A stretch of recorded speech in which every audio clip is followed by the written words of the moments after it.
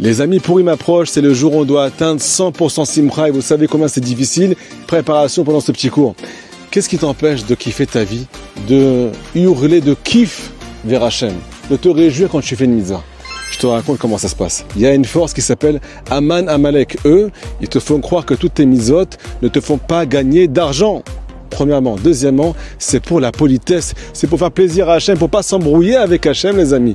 Mais ça n'a aucune portée dans le ciel. Et pourtant, le Harizal, à chaque fois qu'il faisait une mitzvah, les amis, il était ivre de joie. Il sentait qu'il avait gagné une bourse qui était remplie de pièces d'or. Et c'est comme ça qu'il a atteint tous ces niveaux et qu'il a dévoilé tous les secrets de la Kabbalah à Israël. Rabbi Nachman, de là, insiste sur la mitzvah Bessimcha spécialement, dans une joie intense. Les amis, leur carte aux forces du mal, c'est de te faire croire que ta mitzvah ne sert à rien. Les femmes, quand elles sont contentes, c'est parce qu'elles vont faire des boutiques. Elles vont éclater la carte bleue. Les hommes, quand ils font ce qu'ils veulent. Mais ils ne savent pas que toute mitzvah vient réveiller tous les mondes supérieurs. Je raconte une histoire, les amis. Avant d'être Breslev, j'étais pas à Breslev. C'est la vérité. Vous êtes d'accord avec moi? Je suis arrivé un jour à un mariage. Et là-bas, il y avait, au Hachem, un marié, une mariée. C'est un mariage Breslev.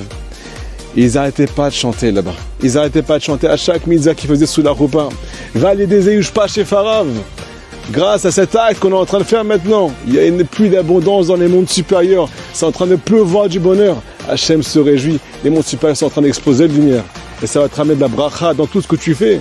J'ai vu ça, les amis, j'étais jaloux. J'étais très jaloux.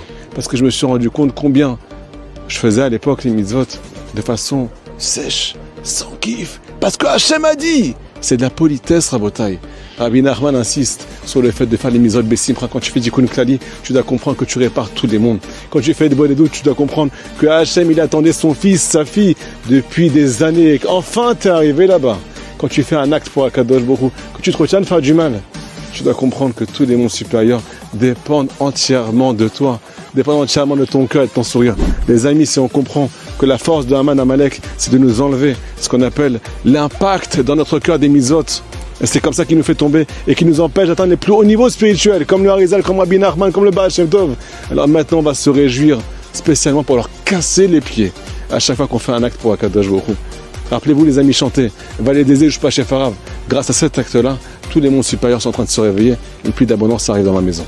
Chazak Obo.